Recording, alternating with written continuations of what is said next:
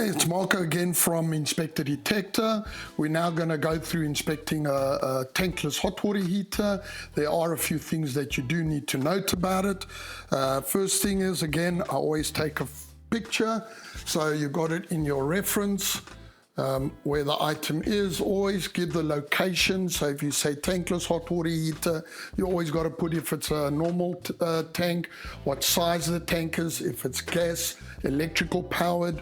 I always do a thing for my clients. I take a picture of the water shutoff valves, so I put it in my report under informational, stating water shutoff valves will be located in the garage on the wall with a picture. Clients do like that because when there's a water emergency, then they go panic mode and they don't know where to find it, and it does help. Some home inspectors actually put a tag with their business card on it, which is sometimes good for advertising. All right, when you look at a tankless hot water heater, you got to have the vent going to the exterior of the home. Usually this covers there, it must be sealed nicely. This needs to be a designated GFCI outlet here, so this needs to be changed because the unit should run on its own GFCI. I'm going to test it. There's a possibility this outlet is connected to the other outlet, then you cannot put a GFCI here due to the fact that if you have two GFCIs downstream, this one will pop, but you won't be able to reconnect it due to the fact that that one will go out as well. So it's just something to know. The older homes, they did have it. Today, every tankless hot water heater has its own designated GFCI. Always have a look at the gas line coming in. Make sure it's got a drip leg, which is a small leg at the bottom here. Have a look at there's no leaking of piping under here. They got the overflow pipe going to the exterior of the home. That looks good. Now, one thing that you need to know about tankless hot water heaters, people are under impression they are much cheaper to have than a normal hot water heater. The upside with a tankless hot water heater is it's consistent hot water.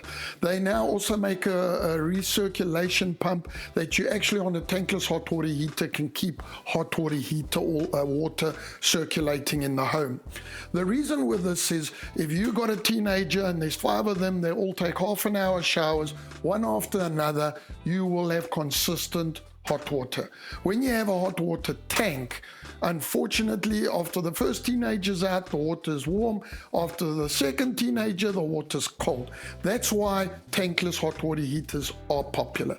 The downside to it is that a tankless hot water heater needs to be serviced every single year. If it doesn't get serviced, its warranty will expire, and a lot of people don't realize that. And it can be pricey because a plumber can charge anything from $150 to $250 to come out and service the unit. Unless you can have a handyman does it, or you're very handy, you can go on YouTube. Maybe there's a video there that shows on it. But you need to service it, because the one other good side of a tankless hot water heater is if there's any part that breaks on it, they just take that part out and replace it. So over a long term, it is more effective, but if you had to put one next to the other, it's not more cost effective as what a tank hot water heater is. The other downside with a tankless hot water heater is ladies do not enjoy the hot water coming out of these units due to the fact ladies do not have feelings. The hotter the water, the happier they are. This will only go up to 120 degrees.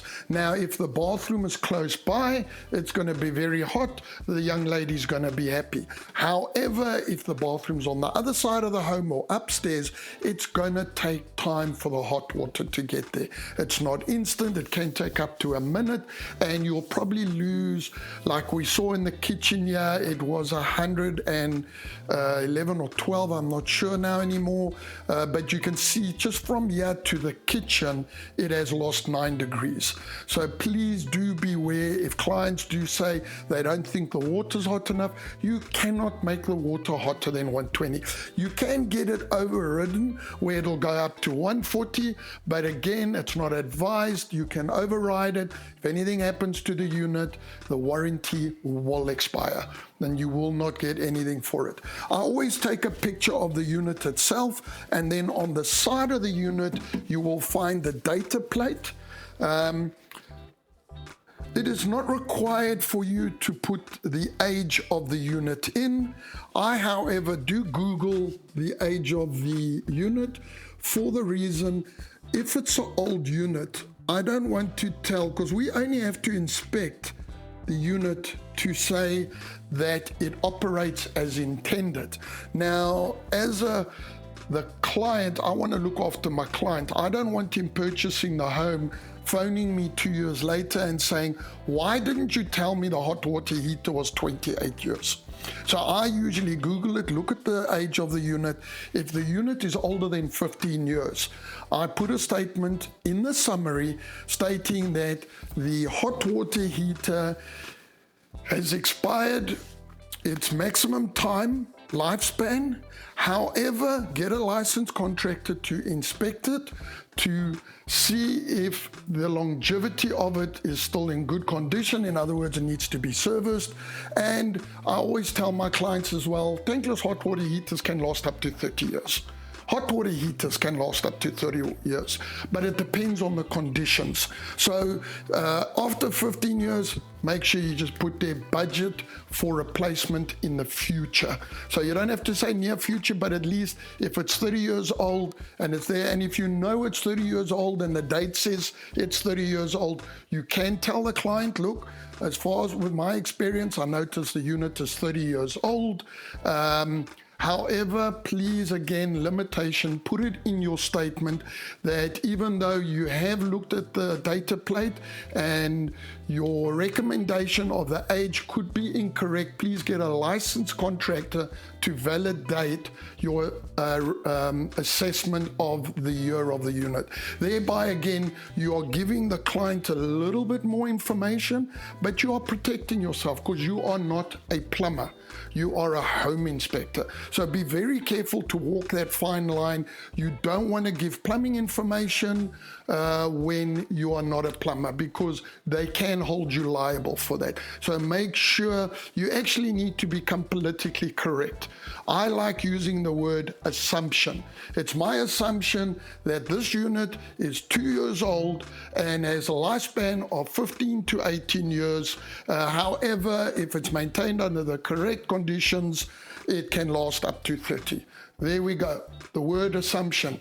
Get used to it, love it, use it in every single sentence you have. It will protect you.